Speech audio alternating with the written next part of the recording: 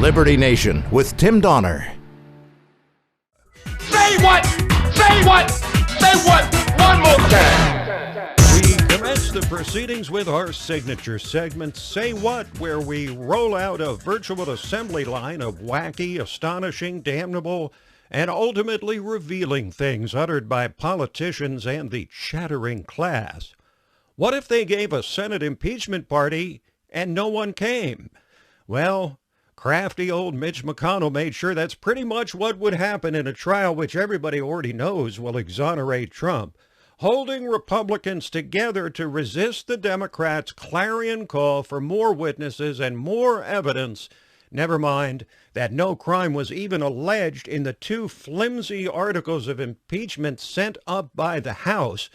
The first for abuse of power, a vague charge which any president could be accused of, and the second for obstruction of Congress because Trump dared to actually, properly, employ the country's system of justice, the courts, to evaluate his claim that his closest White House confidants should not be compelled to testify. That's not obstructing anything. That's asking a court to settle a dispute between the executive and legislative branches, which is one of the most basic purposes of the judicial branch. So you knew the whole trial would be little more than a spectacle, yet another spectacle, a rehash of all the same hysterical Democratic charges of Trump as an existential threat to the nation in a trial with a verdict already in the bag.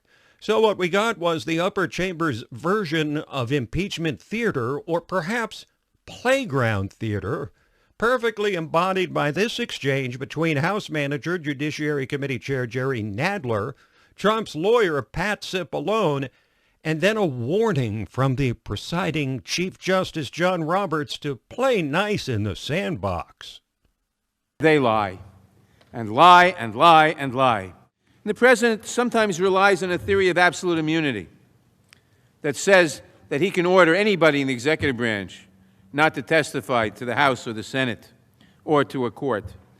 It's embarrassing the president's counsels would talk about this today. You don't deserve, and we don't deserve, what just happened. Mr. Nadler came up here and accused you of a cover-up. He's been making false allegations against the president. The only one who should be embarrassed, Mr. Nadler, is you.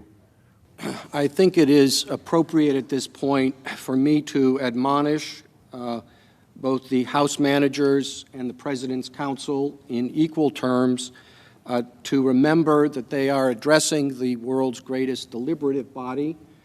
One is left to wonder if Justice Roberts was using air quotes when he called the Senate the world's greatest deliberative body. He wasn't.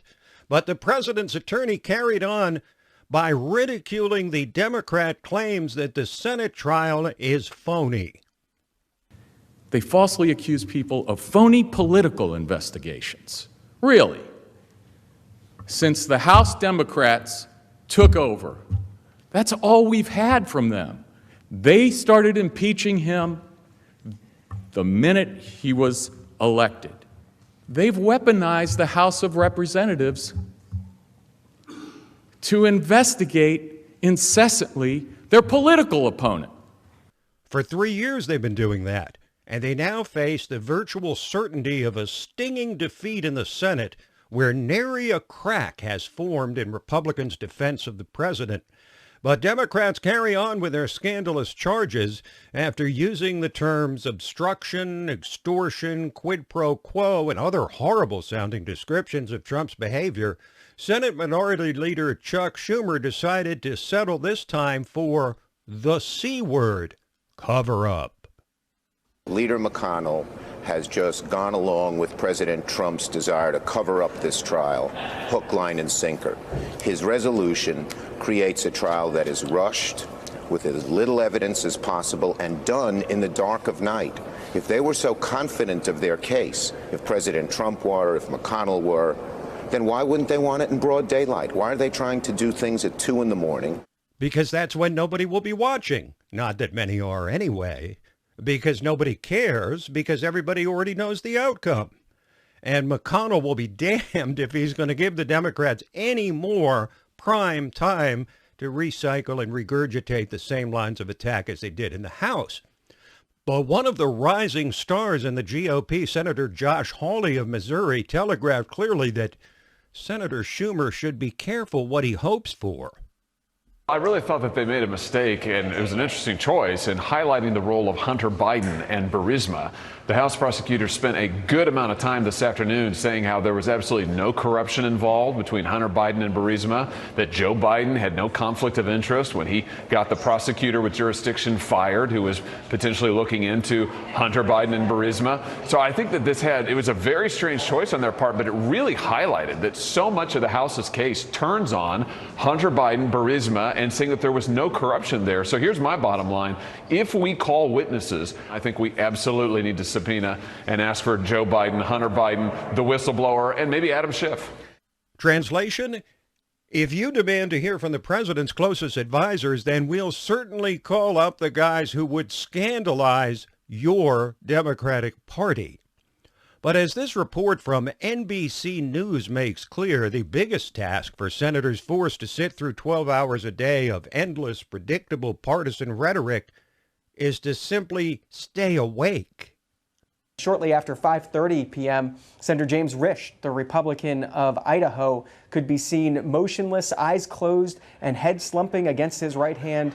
Risch was the first lawmaker seen by Washington Post reporters to have clearly fallen asleep. It's a bit like a college lecture hall. Some of them are busily taking notes. Some of them look bored out of their minds. And if they're thirsty, we're told that only 2 beverages are allowed on the Senate floor, water and milk.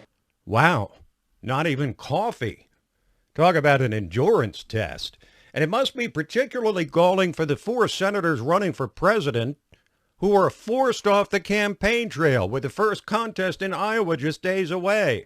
One of them is Bernie Sanders, who's been taking hits from every direction of late, and now one from the bitter loser from the 2016 campaign, Hillary Clinton, who spent the last 3 years trying to explain away her shattering defeat at the hands of Donald Trump, but has now turned her wrath on the man who dared to challenge her for the Democratic nomination in 2016. Tonight, Hillary Clinton unleashing on her one-time rival Bernie Sanders. Clinton, in an interview with The Hollywood Reporter, tearing open old wounds from their protracted 2016 primary that pitted Clinton against the independent senator from Vermont. He was in Congress for years. He had 1 senator support him. Nobody likes him. Nobody wants to work with him. He got nothing done. Senator Sanders today unfazed by Clinton's comments. What's your response to that? Look, right now, today, I am dealing with impeachment. Why do you think the secretary is still talking about 2016? That is a good question. Ask him. Hell hath no fury like Hillary scorned. She says, nobody likes him, Bernie Sanders. That's what we call projection. Nobody likes Hillary. So she says that same thing about Bernie.